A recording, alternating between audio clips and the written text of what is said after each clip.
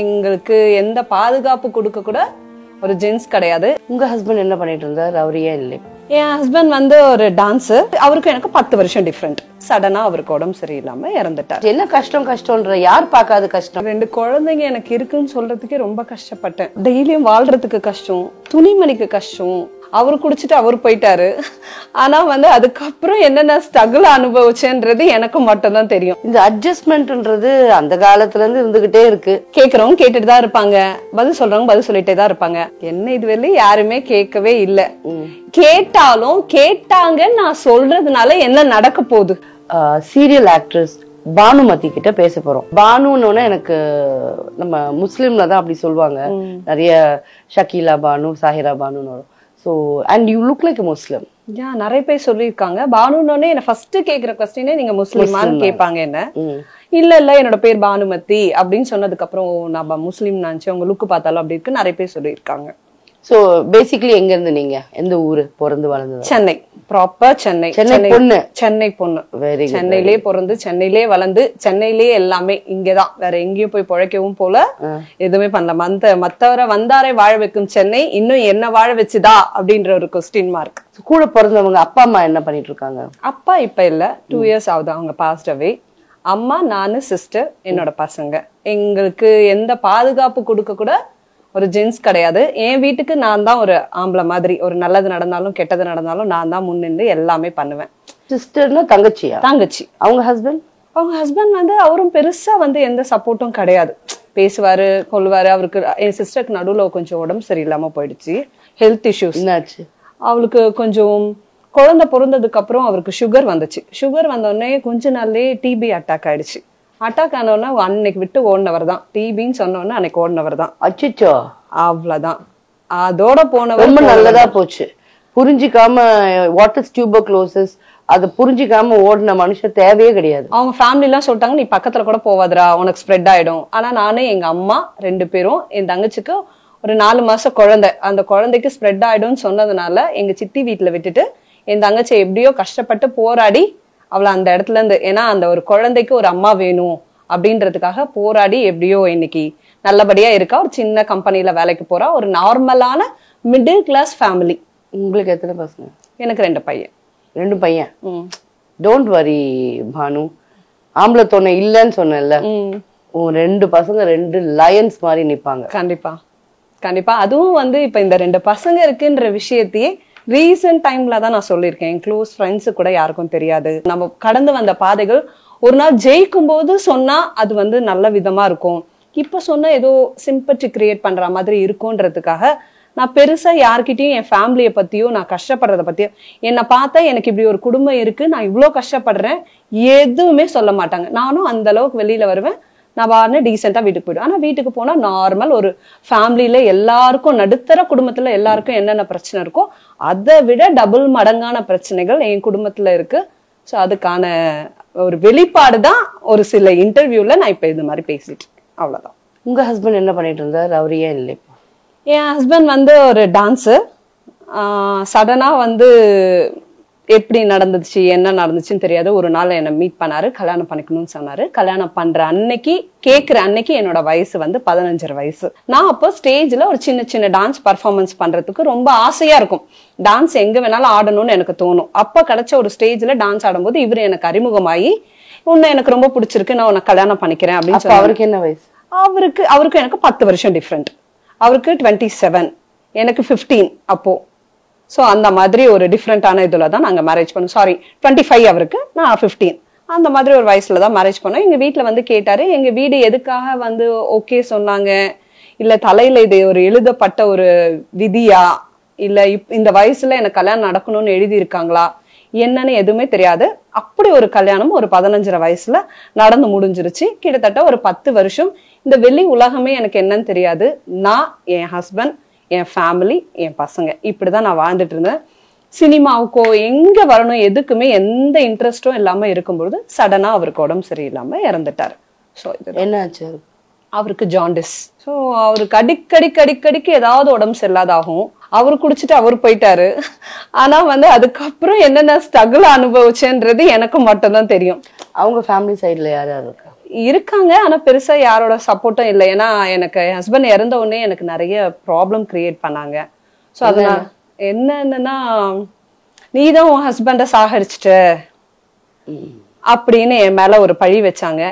எனக்கு எதுவுமே தெரியாது. லாஸ்ட் மினிட் வரல என் ஹஸ்பண்டுக்காக போராடினது எனக்கு மட்டும் தெரியும், இறந்து போன என் ஹஸ்பண்டுக்கு தெரியும். ரொம்ப பெரிய ப்ராப்ளம்லாம் கிரியேட் பண்ணாங்க அந்த டைம். இனிமேல் அவங்க கிட்ட நம்ம போகக்கூடாது, நம்ம சொந்த கால நின்று நம்ம 2 பசங்களை வளர்க்கணும், யாருக்கிட்டையும் எந்த ஹெல்ப்பும் கேட்கக்கூடாது அப்படின்னு சொல்லிட்டு எனக்காகவும் என் பசங்களுக்காகவும் என் அம்மாக்காகவும் என் தங்கச்சிக்காகவும் ஓட ஆரம்பிச்சிட்டேன். ஸோ ஹஸ்பண்ட் சைட்ல இருந்து இந்த குழந்தைங்களுக்கு கூட சித்தப்பா அத்தை கித்தன்னு சொல்லிக்கிறதுக்கு யாரும் இல்லை, நீ யாருக்கிட்டையும் பேச்சுவார்த்தை வச்சுக்கலாம். எல்லாமே நான் தான் என் பசங்களுக்கு.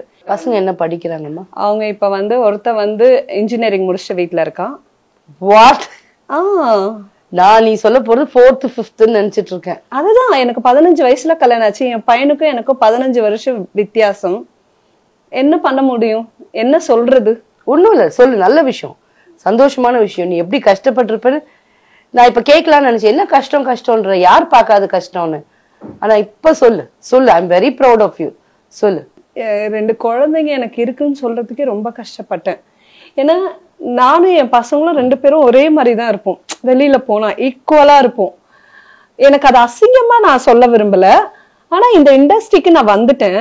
இவ்வளவு பெரிய பசங்கன்னு சொன்னாலும் ஒரு கொஸ்டின் மார்க் வரும், சொல்லலனாலும் என் பசங்களை நான் ஹர்ட் பண்றேன். ஒரு நாள் நான் வெயிட் பண்ணிட்டு இருக்கேன். அப்ப என் பசங்க கிட்ட நான் எந்த ஃப்ரெண்ட்ஸ் எல்லாம் வீட்டுக்கு கூட்டு போற பழக்கமே கிடையாது. ஏன்னா நம்மளை பத்தின ரகசியங்கள் வெளியில, ரகசியம் மீன்ஸ் நான் கஷ்டப்பட்ட பாதைகள் என் ஃப்ரெண்ட்ஸுங்களுக்கு தெரியக்கூடாது, நம்மள ரொம்ப ஏதாவது தரக்குறைவா நினைச்சிடக்கூடாது, நம்ம எவ்வளவு கஷ்டப்படுறோம்னு நினைச்சிடக்கூடாதுன்றதுக்காக நான் யார்கிட்டயுமே எதுவுமே சொல்லாம என் பசங்களை இவ்வளவு பெருசா நான் வளர்த்துட்டேன்.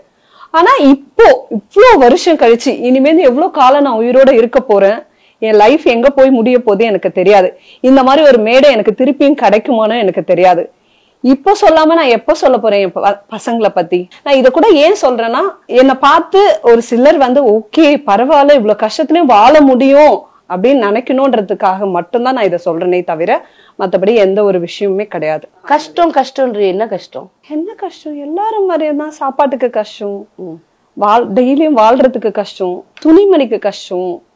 ஷூட்டிங்க்கு ஒரு ஜூனியர் ஆர்டிஸ்டா 500 rupeesக்கு நான் ஷூட்டிங்க்கு போனேன். ஃபர்ஸ்ட் என்னோட பசங்களுக்கு சாப்பாடு கொடுக்கறதுக்காகவும் என் ஃபேமிலியை காப்பாத்துறதுக்காகவும். அன்னைக்கு போட்டு போறதுக்கு எனக்கு துணியே இல்லை. நான் யார்கிட்ட போய் கேட்கறது? ஏன்னா நான் கட்டுறது எல்லாமே ஒரு நார்மல் சாரி, ஒரு குடும்பத்துல இருக்க ஒரு பொண்ணு. அப்ப எனக்கு என்ன பண்றதுன்னு எனக்கு தெரியல. அதனால ஒரு துணிமணிக்காக ஓடினேன், ஒரு வேளை சாப்பாட்டுக்காக ஓடினேன், என் குழந்தைங்களுக்கு பால் கொடுக்கணுன்றதுக்காக ஓடினேன். ஸோ அந்த மாதிரி விஷயங்களுக்காக ஓடி ஓடி ஓடி ஓடி இன்னைக்கு ஓரளவுக்கு ஓகே, ஐ எம் ஹாப்பி. இருந்தாலும் இன்னும் போக வேண்டிய தூரம் நிறைய இருக்கு. அவ்வளவுதான். நான் ஜெயிப்பேன் இனிமே சொல்லாத, நீ ஜெயிச்சுட்டு வரணும். சினிமா என்ன சினிமா, இதுல நம்பர் 1 ஆவறது, சீரியல்ல நம்பர் 1 ஆவறது, அது முக்கியமா? வாழ்க்கையில நம்ம என்னடா, ஹஸ்பண்டே இல்ல, அப்பா இல்ல, ஒரு ஆண் துணன் இல்ல, ஆனா 2 சிங்கத்தை படிக்க வச்சிருக்க. எவ்வளவு பெரிய படிப்பு, அதுன்னு சும்மாவா? இன்னைக்கு ஒரு எல்கேஜி சேர்க்கணும் 1.5 லட்சம் ரூபான்றான். கண்டிப்பா. அப்ப நீ இந்த பணத்துக்கு எவ்வளவு கஷ்டப்பட்டிருப்பேன்னு உன் கண்ணுல வர்ற தண்ணி வச்சு எனக்கு தெரியும். நான் என்ன பெரிய இவ்வளவு அவ்வளோலாம் யார் நினைச்சாலும் எனக்கு கவலை கிடையாது. அந்த இடத்துல இருந்து நான் வந்திருக்கிறேன். கண்டிப்பா அந்த வழி எனக்கு தெரியும். விஷயம் என்னன்னா, என் ஃபேமிலி இறந்தா தூக்கி போடுறதுக்கு கூட பெருசா எந்த சொந்த பந்தமும் இல்ல. எங்க அம்மா செத்து போனா நாங்க 3 பேரை தான் தூக்கி போடுவோம். நான் செத்து போனா என் 2 பசங்க தான் தூக்கி போகணும். Very good. அந்த மாதிரிதான், வேற யாரும். ரொம்ப சந்தோஷப்படு, ரொம்ப பெருமைப்படு. என்ன நினைச்சுக்கோங்க, எனக்கு யாருமே இல்ல. கண்டிப்பா. ஃப்ரெண்டுன்ற முறையில ஒரு 10 பேரை சேர்த்து வச்சுக்கிட்டு அவங்களுக்கு செலவு பண்ணிக்கிட்டு, அவங்களும் நம்ம கண்டிப்பா பணத்துக்காக இருப்பாங்க, நம்ம உடம்புக்காக இருப்பாங்க, தவிர வேற எதுக்காகவும் இருக்க போறது கிடையாது.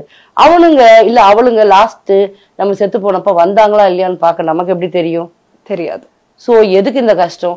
உனக்கு உன் பிள்ளைங்க இருக்கிறாங்க, உன் தங்கச்சி இருக்கா, உன் தங்கச்சி குழந்தை இருக்கு, நீ சந்தோஷப்படு. எனக்கு அது கூட இல்ல, அதுக்கே நான் அவ்வளவு தில்லா இருக்கேன். நீ திருப்பி திருப்பி சொல்ற 2 சிங்கத்தை பெற்று வச்சுட்டு நீ கண்ணே கலங்க கூடாது. பானு, எப்போது செகண்ட் மேரேஜ் பண்ணணும்னு நினைச்சிருக்கியா? கண்டிப்பா. எனக்கு கொடுத்த கேள்வி ப்ரப்போசல்ஸ் வந்துச்சான்னு 101% கண்டிப்பா வந்திருக்கும். இல்ல மேம், இன்னைக்கு இருக்க எல்லாருமே ஒரு விதமான அழகு. பெண்கள்னாலே அழகுதான். எஸ் நீங்க ஒரு அழகு, நான் ஒரு அழகு. கண்டிப்பா எல்லாருமே ஒரு தனித்தனி ஒரு ஆண்கள் கண்ணுல ஒவ்வொருத்தங்க ஒரு விதமான ஆண்கள் கண்ணுல இல்ல, பெண்களுக்குமே பெண்கள்னு அழகு. எனக்கு என்ன கேட்டா நீ வந்து கடலோர கவிதைகள் ரேகாக்கா மாதிரி அப்படின்னா நான் இதை வச்சு நீ எவ்வளவு நாள் சுத்த போறேன்னு தெரியும். இல்ல சொல்லிருக்காங்க, நிறைய பேர் சொல்லிருக்காங்க. எனக்கு வந்து மெயின் என்ன தெரியுமா, முகம் அழகா இருக்கிறத விட இப்ப நீ இந்த கஷ்டத்தெல்லாம் கடந்து வந்தேன்னு சொன்ன பாரு, எனக்கு வந்து அது அழகா தோணுச்சு. கண்டிப்பா இத்தனை வருஷம் ஓப்பன் அப் ஆகாத நீ இப்போ என் பசங்க இவங்கன்னு காமிச்சுக்கும் போது உன் பசங்க எப்படி ஃபீல் பண்றாங்க? என் பசங்களை எங்கேயாவது நான் பெருமைப்படுத்தணும், என் ஃபேமிலியை எங்கேயாவது நான் பெருமைப்படுத்தணும் அப்படின்னு நான் நினைச்சேன். அது ஒரு நாள் ஒரு ஜெயிக்கிற மேடையில நம்ம கண்டிப்பா சொல்லுவோம்னு நினைச்சேன். ஆனா அது ரொம்ப ரொம்ப கஷ்டமா இருக்கு. ரொம்ப ஸ்ட்ரகிள ஃபேஸ் பண்ணிட்டு இருக்கோம், வாய்ப்புகளுக்காக ஏங்கிட்டு இருக்கோம். இதெல்லாம் நடக்குமா அப்படின்ற ஒரு கொஸ்டின் மார்க் வருது நாளுக்கு நாள். சரி ஓகே, இனிமேல் கிடைக்கிற ஒவ்வொரு மேடையும் நமக்கு வெற்றி மேடை தான். இந்த இடத்துல சொன்னானே, எந்த இடத்துல சொன்னானே, மக்களுக்கு ரீச் ஆக போறது எங்க இருந்தாலும் ரீச் ஆக தான் போகுதுன்றதுனாலதான் இந்த ஒரு விஷயத்த சொன்னேனே. இல்ல எனக்கு என்னன்னா, பசங்க இது வரைக்கும் அவங்கள பத்தி ரிவீல் ஆன இன்டர்வியூ பாக்காததால, ஒருவேளை இந்த இன்டர்வியூல நான் வந்து உங்களுக்கு செகண்ட் மேரேஜ் பண்ணணும்னு தோணலையா, உங்களுக்கு வந்து அப்ரோச்சஸ் வரலையான்னு கேட்டா தப்பாயிடுமோ, பசங்க என்ன ஃபீல் பண்ணுவாங்கன்னு எனக்கு பயமா இருக்கு. இல்ல பசங்களுக்கு தெரியும், செகண்ட் மேரேஜ்க்கு எனக்கு அப்ரோச் வந்துச்சு. நான் உன்னை பாத்துக்கிறேன், 2 பசங்களையும் பாத்துக்கிறேன் அப்படின்னு சொல்லிட்டு ஒரு அப்ரோச் வந்துச்சு. அதை நான் அக்செப்டும் பண்ணேன். அதுவும் ஃபெயிலியர் தான் எனக்கு. ஓ, என்னமா சொல்ற? ஆமா, இதெல்லாம் வேண்டாம், நீ வந்து சீரியல் போறியா வரியா இருக்கியா அந்த மாதிரி இரு அப்படின்னு சொல்றாங்க. என் பசங்க வேண்டான்றாங்களா? பசங்க வேண்டான்னு சொல்லல, நீ வந்து தேவையில்லாத அன்வான்ட் எதுவுமே வேண்டாம். எங்கேயுமே போவேன், டான்ஸ் ஷோ போவேன், டான்ஸுக்கு போவேன், ஸ்டேஜ்ல போய் பர்ஃபார்மன்ஸ். சந்தேகப்படுறாங்க வேற எதுவும். சோ அதனால எதுவுமே வேண்டாம், ஓகேவா? இருக்கிறத வச்சு குடும்பம் நடத்தும். என் 2 பசங்களை இவ்வளவு தூரம் வளர்த்துருக்கேன், அவங்கள ஒரு இடத்துல போய் நான் உட்கார வைக்கணும். அவங்களுக்காக நான் நிறைய விஷயங்கள் பண்ண வேண்டியது இன்னும் நிறைய இருக்கு. என்னை இங்கேயே உட்கார வச்சாங்கன்னா அது எனக்கு ரொம்ப கஷ்டமாயிடும். நான் கொடுத்தாதான் என் பசங்களுக்கு காசே. இதை தவிர வேற யாருக்கிட்டையும் எனக்கு ஒரு 100 ருபீஸ்ன்னு கொடுன்னு கேட்கறதுக்கு ஆளே கிடையாது என் பசங்களை. அதனால என்கிட்ட மட்டும்தான் அவங்க கேட்க முடியும்.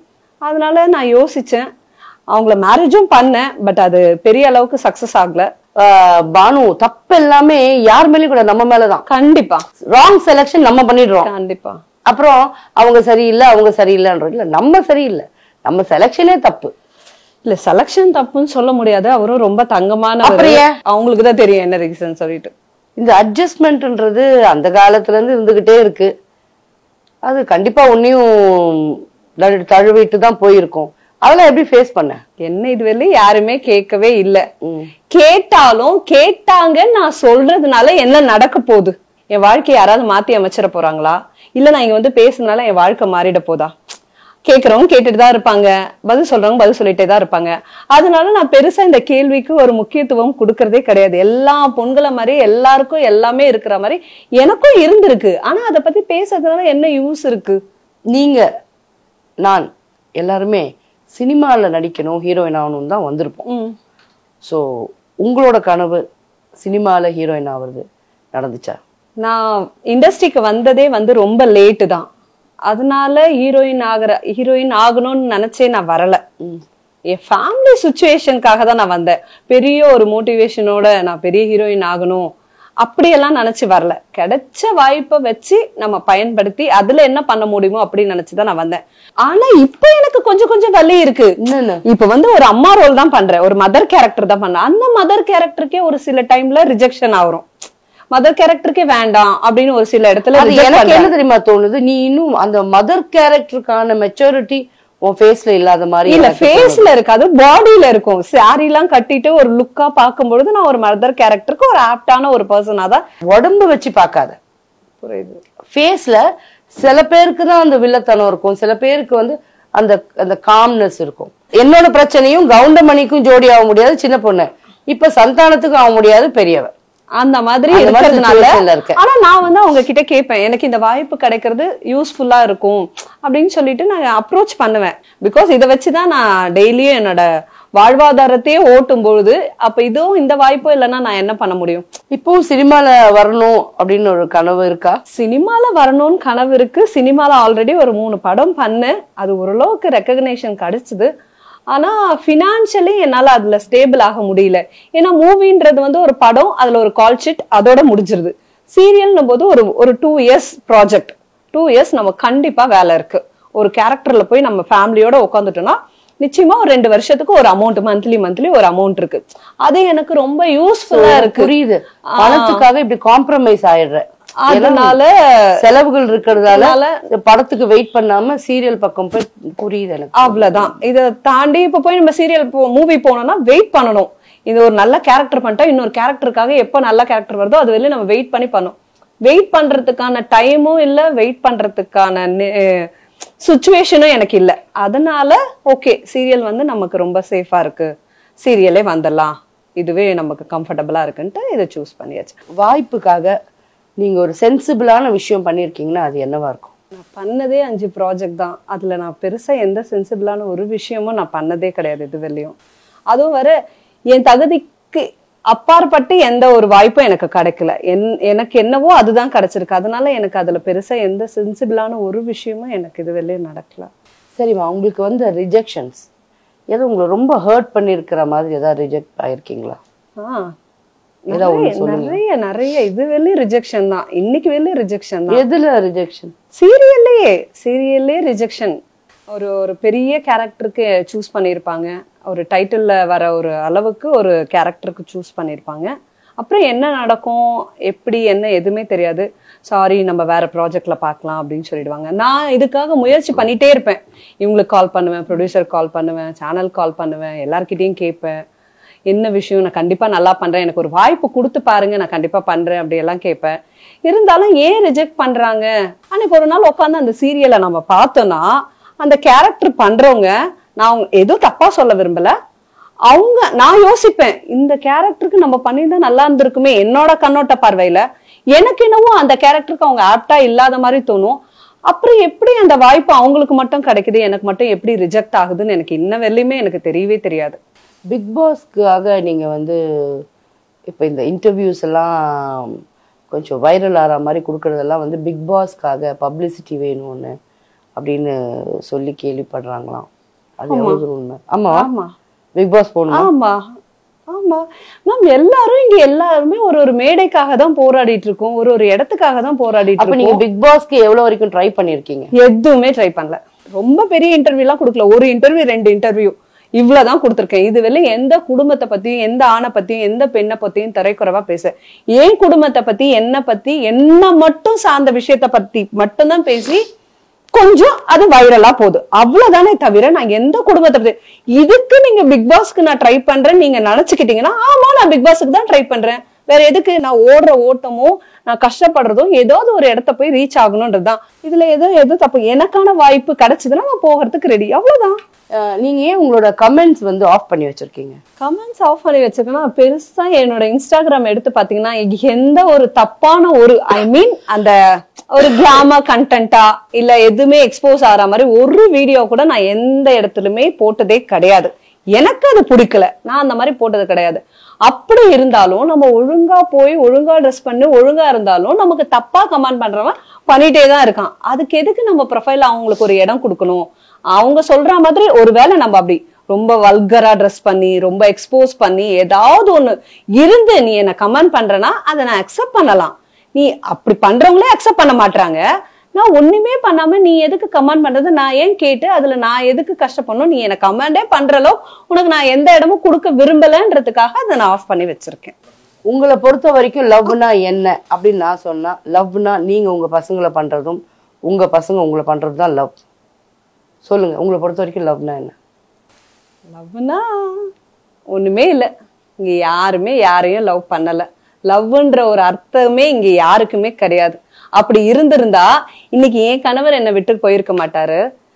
அந்த மாதிரி எந்த ஒரு விஷயமே, நிறைய பேர் வந்து எல்லாருமே சிங்கிளா இருக்காங்க, அவங்க லைஃப்ல எல்லாம் யாரும் யாரை விட்டும் போயிருக்க மாட்டாங்க. எல்லாரும் ரொம்ப அட்டாச்சா இன்னைக்கு வந்து கோர்ட் இருந்திருக்காது, போலீஸ் ஸ்டேஷன் இருந்திருக்காது, எதுவுமே இருந்திருக்காது. அந்த லவ்ன்ற ஒரு விஷயம் அண்ணன் தம்பிக்குள்ளேயும் இல்ல, சொந்தக்காரங்களுக்குள்ளேயும் இல்ல, ஹஸ்பண்ட் அண்ட் ஒய்ஃப்குள்ளேயும் இல்ல, கொஞ்சம் இந்த பிள்ளைங்களுக்கும் அம்மாவுக்குள்ளேயும் அப்பாக்கும் பிள்ளைங்களுக்குள்ளேயும் இதுதான் அப்பப்ப கொஞ்சம் கொஞ்சம் ஒட்டிட்டு இருக்கு. ஆனா போற காலத்தை பார்த்தா அப்ப அந்த லவ்வும் இல்லாத போயிடும். அதனால இந்த லவ் மேல இருக்க நம்பிக்கையும் இல்ல, லவ்வுக்கான வேல்யூவும் நான் கொடுக்கறது கிடையாது. ஃப்ரெண்ட்ஸ கூட என்னன்னா என்ன அந்த அளவுக்கு நம்ம வச்சுக்கிறது. ஏன்னா யாரு என்ன பண்ணுவா அப்படின்றது தெரியாது. ஃப்ரெண்ட்ஸ் மேல வைக்கிறதும் ஒரு விதமான லவ் தான். அதனால லவ்னா ஒண்ணுமே இல்ல. 15 வயசுல அவங்க வீட்டுக்காரர் கேட்டு வந்தப்ப முடியாதுன்னு சொல்லியிருந்தால் இன்னைக்கு இது உன் லைஃப் இல்லாம இருந்திருக்கலாம். உன் தங்கச்சி அவளையும் அவ குழந்தைய வச்சு பாத்துட்டு இருக்கல, இதுதாம்மா லவ். நான் லவ் வைக்கிறேன், ஆனா அவங்க யாருமே என் மேல லவ் வைக்கலையே. ஃபேமிலியும் ஏன்னா வந்து அப்படி அவங்க என் மேல லவ் குறைச்சு நான் வீட்டுல உட்காந்துருப்பேன், அவங்க எனக்கு சோறு போட்டிருப்பாங்களே. அப்படி இல்லையேடா, அம்மா என்ன பண்ண முடியும்? இல்ல, அம்மாவால முடிஞ்சது ஏதாவது பண்ணிருக்கலாம். எதுவுமே பண்றது இல்லையா? எதுவுமே பண்றது இல்லலாம் இல்ல, ஏதாவது நீ வந்து வேலைக்கு போற, வீட்டு வேலையை யார் பாத்துக்கிறா? ஆமா, அது போதாதா? போதும். இருந்தாலும் எனக்கு என்னன்னா நம்ம கஷ்டத்தை அவங்க பகிர்ந்துக்கணும் அப்படின்னு பகிர்ந்துக்கணும்னு நினைக்கிறேன். எப்படி பகிர்ந்துக்கணும்னு நினைக்கிறேன்னா, இப்ப எனக்கு உடம்பு சரியில்லை, எனக்கு முடியல, இன்னைக்கு முடியல, எனக்கு கொஞ்சம் காசு தேவைப்படுது, அம்மா கிட்ட காசு இருக்கு, அம்மா எனக்கு கொடுத்து உதவலாம். ஏது அவங்க ஏதோ சேர்த்து வைப்பாங்க, அவங்க நிறைய சேர்த்து வைப்பாங்க. என்ன மாதிரி எல்லாம் வந்து ட்ரெஸ்ஸுக்காகவும் எதுவுமே பண்ண மாட்டாங்க. நம்மளோட தேவை அந்த மாதிரி எல்லாம் எந்த எக்ஸ்பென்சிவா எதுவும் பண்ண மாட்டாங்க. 3 வேளை சாப்பாடுல 2 வேளை தான் சாப்பிடுவாங்க, 1 வேளை சாப்பாடை கட் பண்ணுவாங்க. அந்த 1 வேளை சாப்பாடுல 1 வேளை மோசமான சாப்பாடு சாப்பிடுவாங்க, 1 வேளை தான் நல்ல சாப்பாடு சாப்பிடுவாங்க. அது மாதிரிலாம் சேர்த்து எல்லாமே உங்க வீட்டுலதான், என் வீட்டுலதான் சேர்த்து சேர்த்து வைக்கிறாங்க. நான் போய் அம்மா எனக்கு ஒரு 100 ரூபாய் வேணும், என் பிள்ளைங்க என்கிட்ட கேக்குறாங்க, நான் என் அம்மா கிட்ட கேக்குறேன் ஒரு 100 ரூபாய் கொடுமா. ஆனா என் அம்மா எனக்கு கொடுக்க மாட்டாங்க ஒரு சில நேரம். அப்போ அம்மா மேலே எனக்கு லவ் கொஞ்சம் குறையுது எனக்கு. அதனால நான் அதை சொல்ல வந்தேன். அதுக்காக அம்மா மேல லவ்வே இல்லைன்னு அர்த்தம் இல்ல, அம்மா என் மேல லவ்வே இல்லைன்னு அர்த்தம் இல்ல. இருந்தாலும் அது மாதிரி குறைய தங்கச்சி என்ன பண்றாங்க? தங்கச்சி ஒரு நார்மலா ஒரு கம்பெனில. சரி, அவகிட்ட என்ன எதிர்பார்க்கற? அவகிட்ட என்ன எதிர்பார்க்கறேன்னா, அவளும் எனக்கு ஏதாவது ஆக்சுவலி இது அப்படிதான் கொடுத்து வாங்குறதான எக்ஸ்பெக்டேஷன். நான் வெளியில யார்கிட்டயும் வைக்கல, என் ஃபேமிலில தான் வைக்கிறேன். ஆனா நம்ம ஒரு சில நேரம் நமக்கு ஒரு தேவை இருக்கு, நம்ம போய் கேட்டா நம்ம செஞ்சது பார்த்தது எல்லாத்தையும் மறந்துடுவாங்க. அதனால ஓகே, லவ்னா இவ்வளவுதான். அதனால அந்த லவ் மேல பெருசா எந்த ஒரு எக்ஸ்பெக்டேஷனும் கிடையாது.